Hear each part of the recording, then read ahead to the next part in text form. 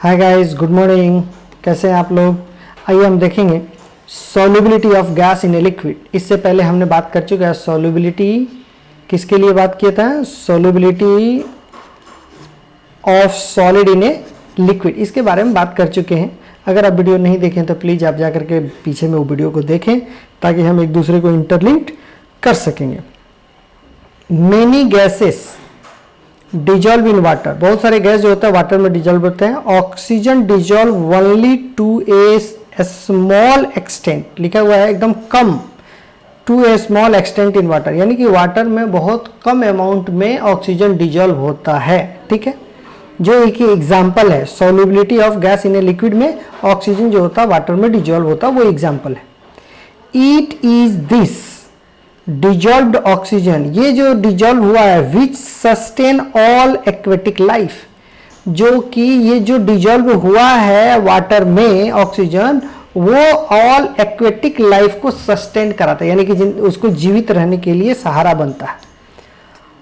On the other hand hydrogen chloride gas is highly soluble in water, कहता है जो HCl जो होता है ये हाईली सॉल्युबल इन वाटर होता है। अगर इसको कंप्रेस कर देंगे तो आसानी से ये HCl लिक्विड में भी बन जाता है। ठीक है, okay, is highly soluble in water.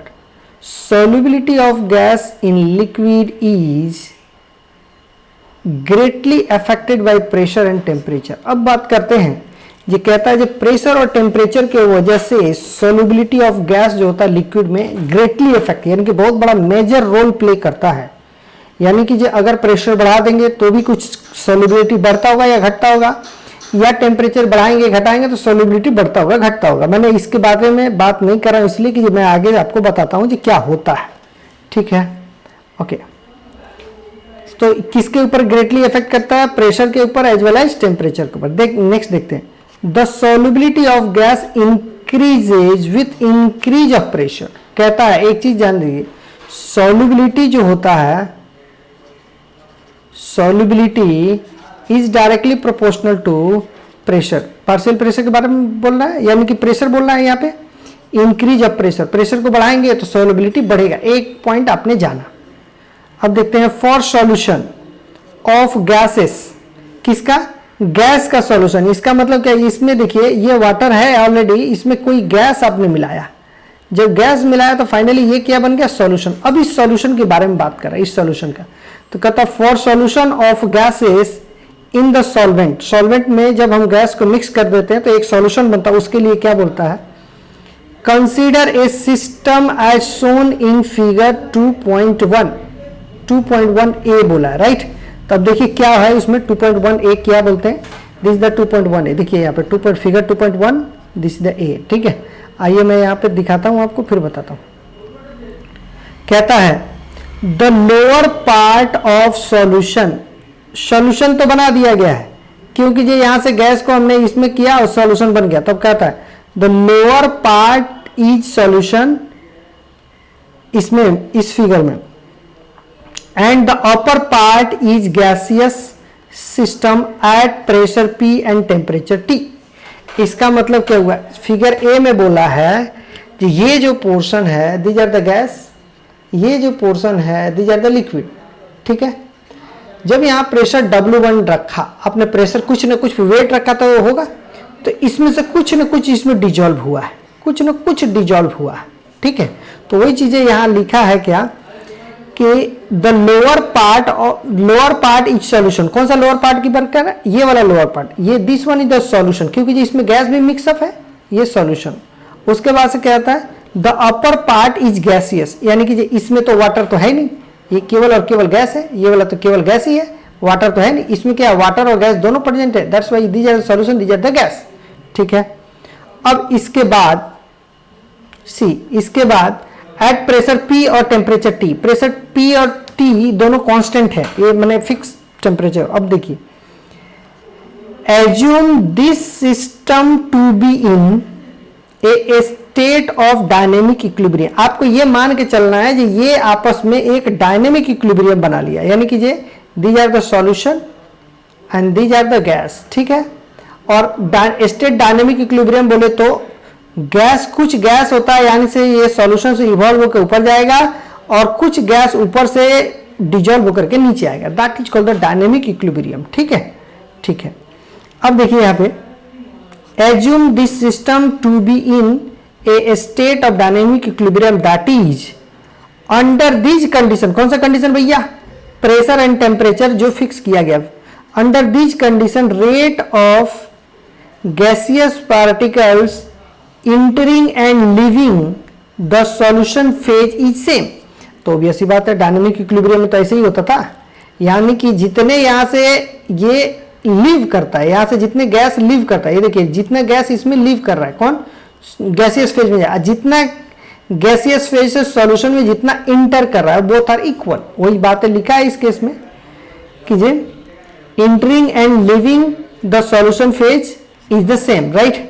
उसके बाद से कहता है now increase the pressure over the solution, increase the pressure over the solution phase by compressing the gas to a small volume. इसका मतलब कहता है, अब देखिए सेकंड केस, नाउ, ये दीज आर द नाउ, मतलब क्या इस केस के लिए बात कर रहा है।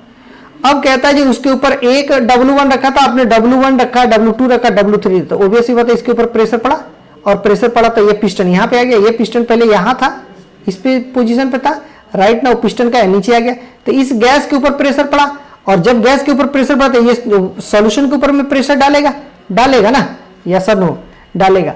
तो क्या होगा जी, इसका स्ट्राइक करने का जो रेट है, यानी कि जी इस जो गैस पार्टिकल ऊपर में जो है वो आसानी से इसमें मतलब कि स्ट्राइक करेगा, सॉल्यूशन के सरफेस पे स्ट्राइक करेगा और सॉल्यूशन के अंदर में डिजॉल्व होने के लिए भी होगा। यानी कि इसमें जो गैस जितना डिजॉल्व हो रहा था उसके रेस्पेक्ट में इस केस में ज्यादा डिजॉल्व होगा, क्योंकि जो ऊपर से प्रेशर आ गया तो गैस काफी प्रेशर लगाएगा तो इसमें आएगा, तो टिल देयर तब तक इसमें डिजॉल्व होता रहेगा जब तक कि वंस अगेन इक्विलिब्रियम एस्टैब्लिश्ड ना हो जाए।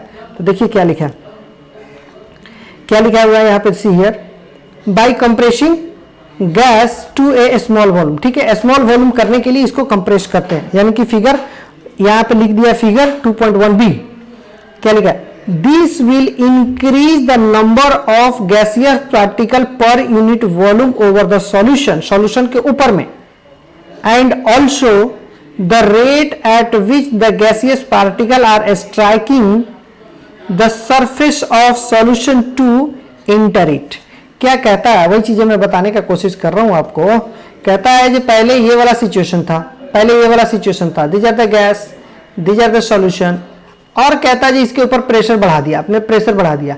अब क्या करता है, ये स्ट्राइक करता है और यहां से सॉल्युबल होने का कोशिश करता है इस केस में, और ज्यादा से ज्यादा सॉल्युबल हो जाता है। ठीक है, वही चीजें लिखा हुआ, तब तक यानी कि ये देखिए gaseous particle striking the surface of the solution, solution to enter it, यानी कि इंटर करने के लिए स्ट्राइक करते रहता है।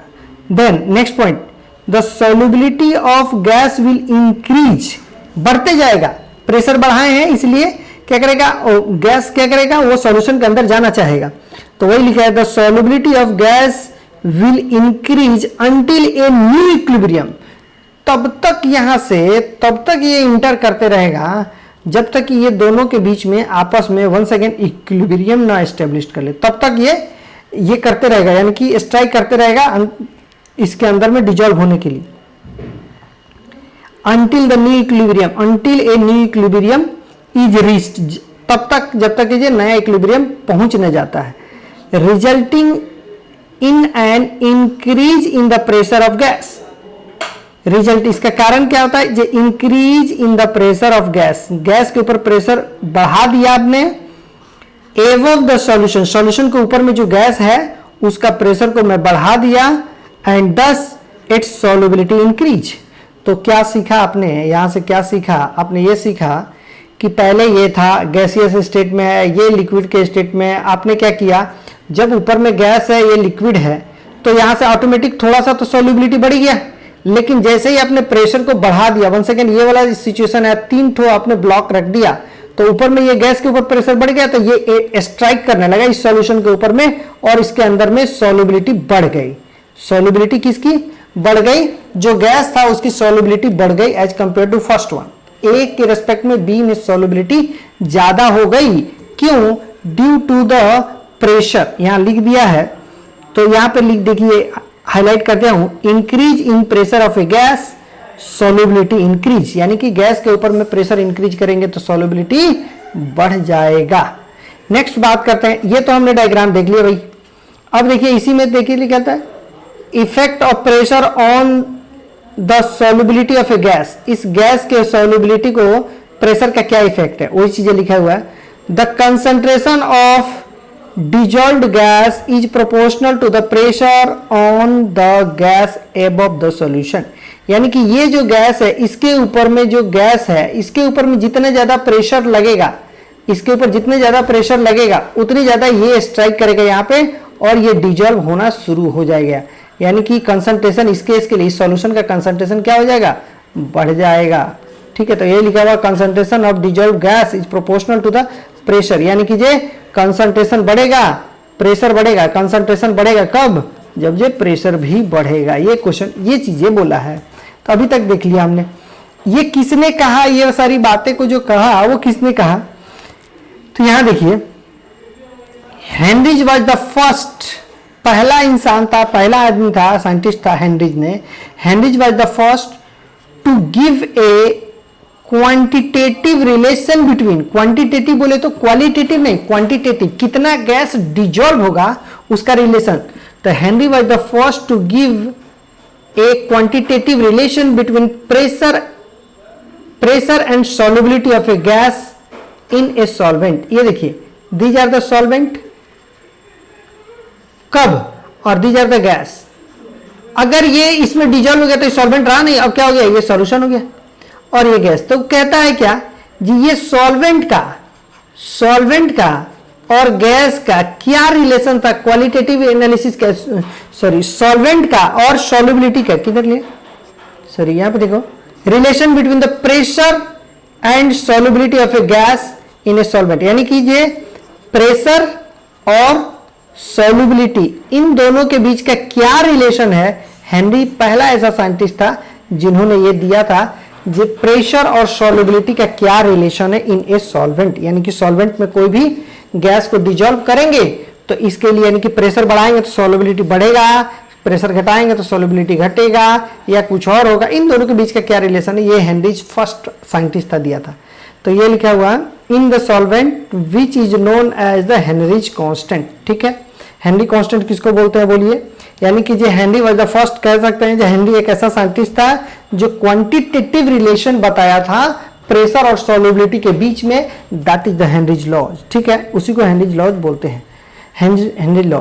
अब देखते हैं द लॉ स्टेट्स दैट, ये लॉ जो कहता है एट ए कांस्टेंट टेम्परेचर, ये जो भी है ये कांस्टेंट टेम्परेचर की बात कर रहा है, क्योंकि हम प्रेशर की बात कर रहे हैं तो एट कांस्टेंट टेम्परेचर। तो law state that at a constant temperature the solubility of a gas in a liquid is directly proportional to the pressure of the gas। क्या कह दिया भाई, ये जो लॉ कहता है जे एट ए कांस्टेंट टेम्परेचर पे solubility of a gas in a liquid, इस लिक्विड में, ये लिक्विड है, ये लिक्विड में ये गैस है, गैस और लिक्विड, इसमें solubility कितना ज्यादा होगा क्या कम होगा उसी के लिए लिखा है is directly proportional to the pressure of the gas।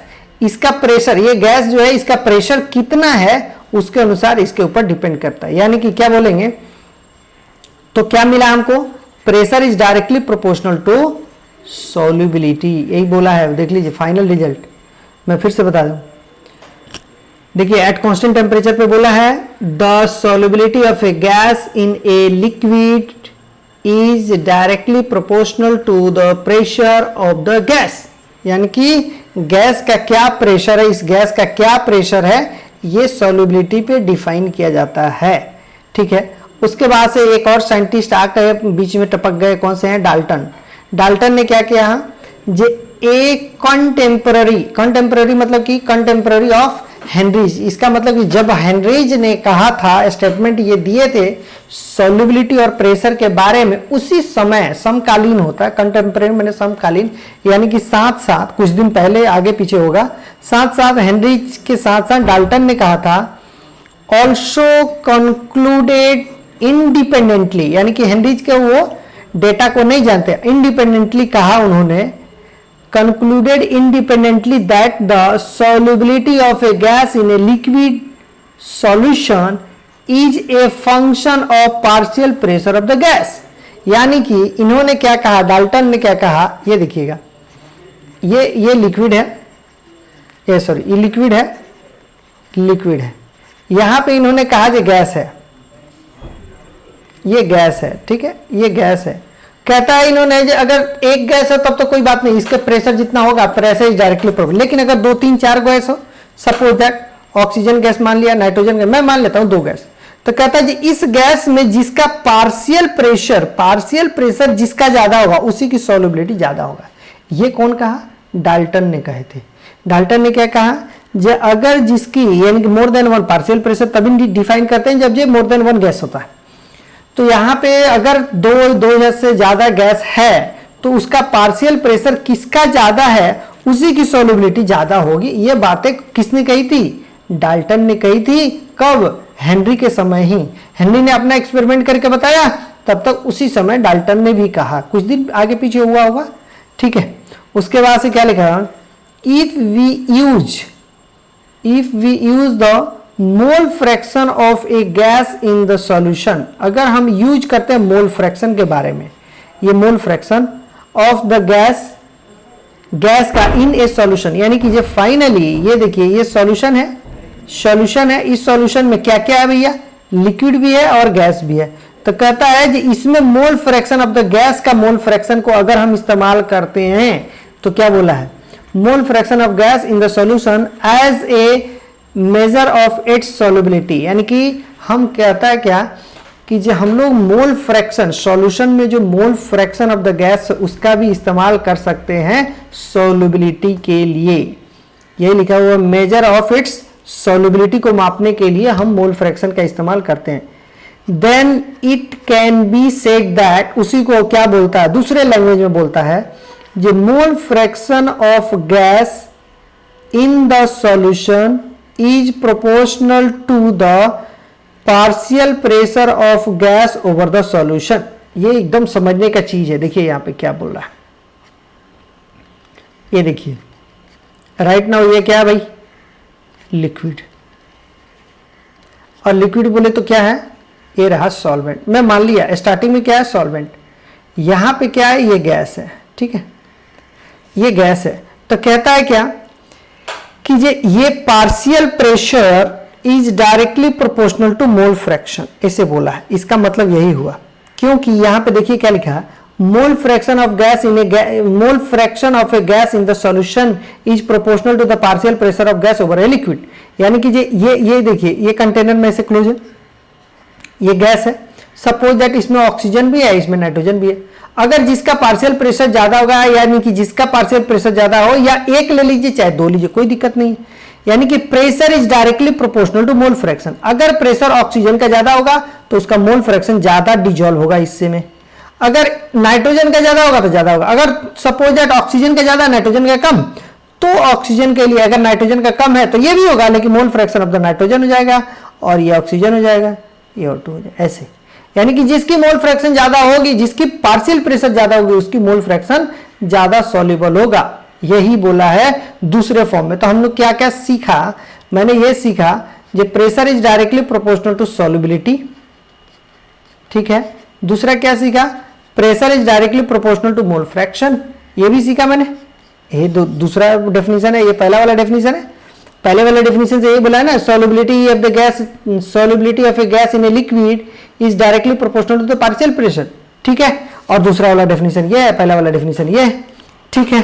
अब आगे देखते हैं, 2 बातें सीखा, अब देखते हैं।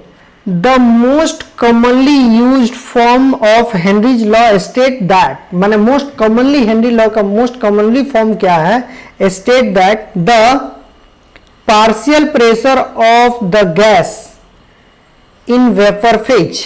यानी कि क्या बोला है भाई, ये देखो ये ऐसे है, यहां पे गैस है, इसमें गैस है, इसमें पार्शियल प्रेशर P1 मान लो, तो यही लिखा है जब the partial pressure of a gas in A vapour phase, यानी कि इस वेपर फेज की बात कर रहे हैं, vapour phase P is proportional to the mole fraction of a gas in the solution, यानी कि यहाँ पे partial pressure is directly proportional to mole fraction.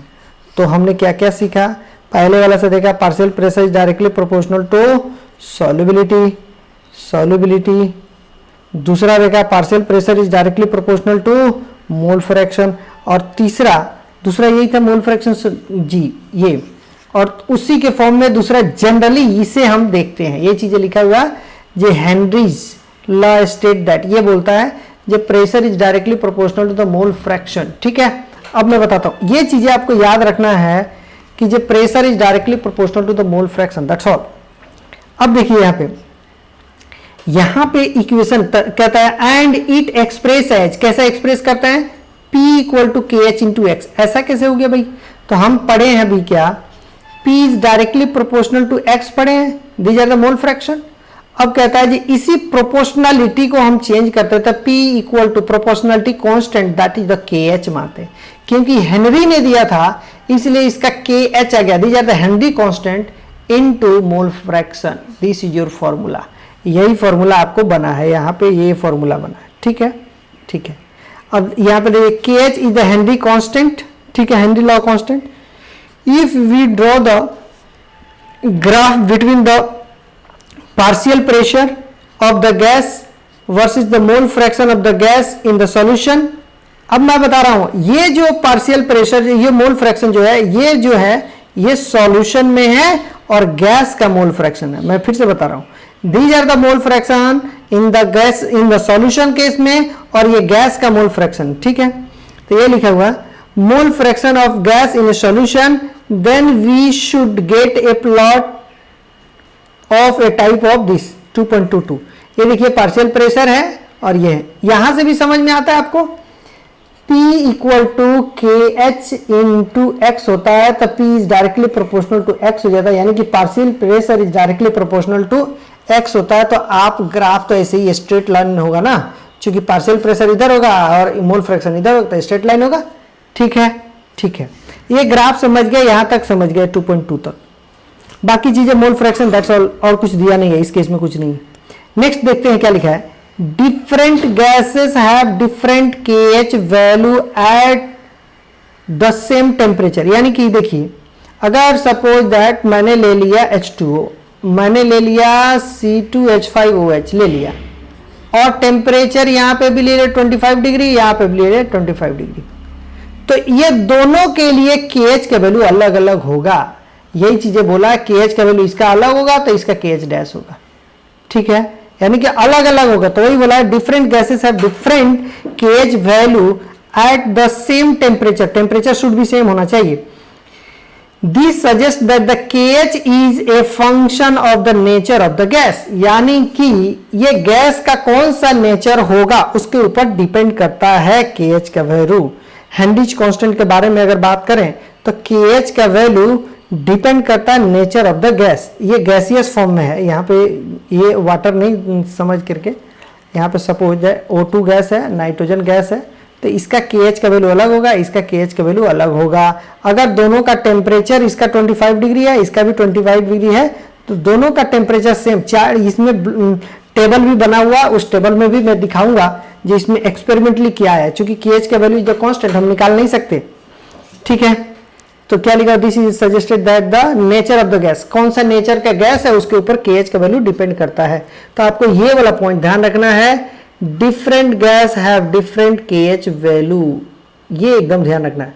Next क्या बोलता है, it is obvious from equation equation क्या लिखा हुआ 2.11, वेयर इज 2.11, 2.11 यहाँ पे इक्वेशन 2.11 में क्या लिखा है भैया, P equal to K H into x. चलो इसको, that higher the value of KH at a given pressure, suppose KH is equal to P is equal to KH into X लिखा है। ठीक है, तो कहता है अगर ये जो प्रेशर गिवन है, सपोज दैट मैं मान लिया 5 ATM में, अगर ये हाइयर हुआ तो ये शुड भी लो होना पड़ेगा, अगर ये बहुत हाई होगा तो ये लो होगा, तभी तो ये 5 इक्वल टू होना चाहिए ना भाई, अगर ये हाई होगा तो ये लो होगा। और हम जानते हैं कि partial pressure is directly proportional to solubility, partial pressure is directly proportional to mole fraction. तो इसका मतलब क्या, जो mole fraction is directly proportional solubility, यानी कि जितनी ज्यादा मोल फ्रैक्शन उतनी ज्यादा सॉल्युबिलिटी, यानी कि x का वैल्यू अगर घटेगा तो सॉल्युबिलिटी घटेगा, हाँ या ना, सॉल्युबिलिटी घटेगा, यस और नो। फिर से बताऊं, ये देखिए यहां पे क्या मैंने बताया, P equal to K H into x. अगर पार्शियल प्रेशर है तो पार्शियल प्रेशर को should be constant, suppose that 5 रहना जरूरी है, और मैं कहता हूं भैया ये कितना है, तो ये 2 ये कहता है 2.5 है, मैं मान लेता 2.5, तो इसको x को कितना होना पड़ेगा, 2 होना पड़ेगा, ठीक है। अगर मैं ये कहता हूं ये बहुत ज्यादा है, बहुत ज्यादा, अगर ये 5 होना ही है तो ये कहता के एच का वैल्यू 5 है, तो मस्ट भी ये 1 होगा। तो इससे क्या मतलब है, अगर के एच का वैल्यू बढ़ रहा है, ये देखो के एच का वैल्यू बढ़ा तो x का वैल्यू कम हुआ। अगर दूसरा केस में ले लो, अगर ये 5 है तो ये कहता है क्या, जे x का वैल्यू 5 हो गया तो ये 1 होना पड़ेगा, यानी कि x का वैल्यू बहुत ज्यादा होगा तो के एच का वैल्यू बहुत कम होगा, तभी ये आएगा 5, क्योंकि ये तो कांस्टेंट आता है ना साहब, यानी कि इनवर्स। अब वैसे भी आप जानते हैं P equal to K H into x जानते हैं, तो क्या होता है एक दूसरे के इनवर्स रिलेशन, यानी कि K H is inversely proportional to 1/x, yes और नो, यस और नो जी, K H is inversely proportional to 1/x होगा। तो ये चीजें यहां पे लिखा है, where is it, obvious that this the higher is the value of K H at a given pressure, the lower is the solubility. Solubility अगर K H का वैल्यू हाई हुआ, P equal to K H into x हुआ, अगर ये high हुआ तो must भी ये लो हो गया, तो जैसे लो हो गया तो इसकी सॉल्युबिलिटी घट गई, यही चीजें लिखा है। Lower is the solubility of the gas in the solubility of the gas in the liquid, liquid में, ठीक है। It can be seen that from the table number में मैं दिखाता हूं जो कैसे होता है, दैट के एच वैल्यू फॉर बोथ, देखिए अब क्या लिखा है, नाइट्रोजन के लिए और ऑक्सीजन के लिए, दोनों के लिए लिखा है, देखिए क्या लिखा है, के H value for both nitrogen and oxygen increases with increase of temperature. जैसे टेम्परेचर को बढ़ाएंगे ना तो के एच का वैल्यू बढ़ेगा, दोनों का वैल्यू बढ़ रहा है, इसका भी वैल्यू बढ़ रहा है, इसका वैल्यू बढ़ रहा है, देखते हैं। और उसके बाद से indicating that the solubility of gas, क्योंकि जब के एच का वैल्यू बढ़ जाएगा तो सॉल्युबिलिटी घट जाएगा, यस और नो। अभी ये चीजें बता रहा हूं मैं, ये एक्स का वैल्यू घटने का मतलब क्या, सॉल्युबिलिटी घट गया, तो के एच का वैल्यू बढ़ेगा तो सॉल्युबिलिटी घट जाएगा। इसका मतलब अगर नाइट्रोजन का वैल्यू और ऑक्सीजन का वैल्यू, दोनों का वैल्यू टेम्परेचर को बढ़ाने से के एच का वैल्यू बढ़ता है, इसका मतलब सॉल्युबिलिटी घट जाता है, यानी कि इनडायरेक्टली आपको ये कहता है जे एट लो टेम्परेचर पे सॉल्युबिलिटी इंक्रीज कर जाएगा। कौन सी सॉल्युबिलिटी की बात कर रहे हैं, गैस का सॉल्युबिलिटी इन ए लिक्विड में एट लो टेम्परेचर पे सॉल्युबिलिटी ज्यादा होगी, यही सीखा ना तब से जी। तो यही चीजें यहां लिखा है, यहां पे देखिएगा, indicating that the solubility of a gas increases with decrease of temperature. Temperature को जब मैंने घटाया तो इसकी सॉल्युबिलिटी क्या हो जाएगी, इंक्रीज हो जाएगी विथ डिक्रीज इन टेम्परेचर।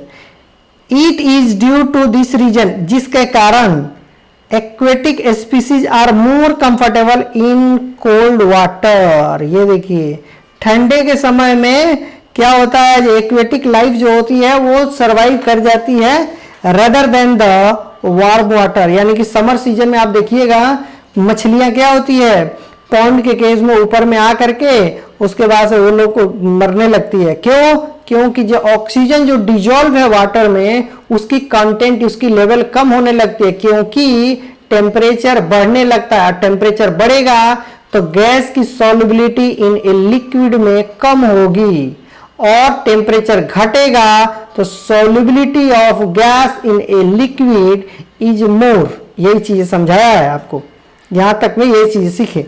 अब यही चीजें देखिए सबके लिए दिया हुआ 293, 293, 293, लेकिन यहाँ 333, 303, ये 303, ये दो एग्जाम्पल आपको दिया है ना, इसलिए ये लिखा है। तो देखिए ये के एच का वैल्यू है, के एच का वैल्यू किलो बार होता है, के एच का हमने बताएंगे अभी, के एच का यूनिट क्या होता है मैं आपको बताऊंगा आपको। बट राइट नाउ ये देखिए 293 केल्विन पे के एच का वैल्यू इतना है, 303 पे के एच का वैल्यू इतना है, यानी कि टेम्परेचर बढ़ाया तो के एच का वैल्यू बढ़ गया, और जैसे टेम्परेचर बढ़ाएंगे तो सॉल्युबिलिटी क्या होगी, घट जाएगी। सेम एज नाइट्रोजन के ऑक्सीजन के केस में भी देख लीजिए 3 इतना है, तो ये 1 सेकेंड KH का वैल्यू बढ़ गया। ठीक है, अगर मैं आपसे ये पूछ लूं कि इन दोनों में टेम्परेचर सेम है, ये टेम्परेचर और ये टेम्परेचर, इन दोनों में सॉल्युबिलिटी किसकी ज्यादा होगी, तो क्या बताएंगे? सेम केस में सपोज दैट नाइट्रोजन है और ऑक्सीजन है और टेम्परेचर आपको दिया है और KH का वैल्यू भी आपको दिया है, ये देख लीजिए ना, यहाँ पे देख लीजिए KH का वैल्यू इतना है, इतना है। मैं पूछूं इन दोनों में सॉल्युबिलिटी किसकी ज्यादा किसकी कम, तो क्या बताइएगा?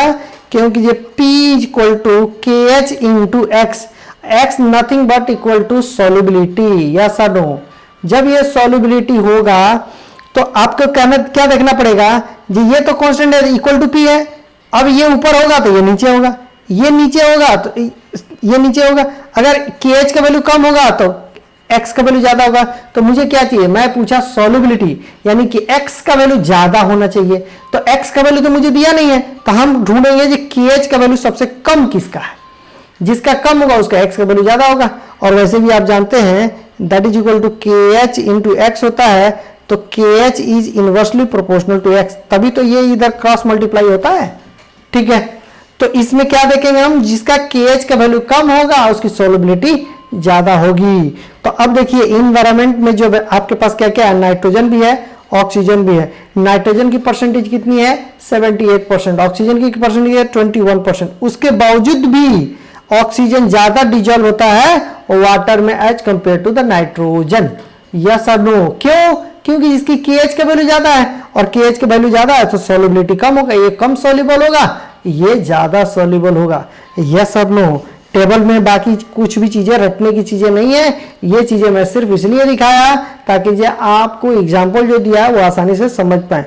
Okay, I will continue the next class. अगर आपको वीडियो बहुत अच्छा से पसंद आया, अगर आपको अच्छे से समझ में आया है तो प्लीज इसे लाइक कीजिएगा, सब्सक्राइब कीजिएगा और हो सके तो उन बच्चों तक जरूर पहुंचाइएगा जिन बच्चों को इसका रिक्वायरमेंट है, जो आपके फ्रेंड्स हैं, जो कोई भी है उनको पहुंचाइएगा।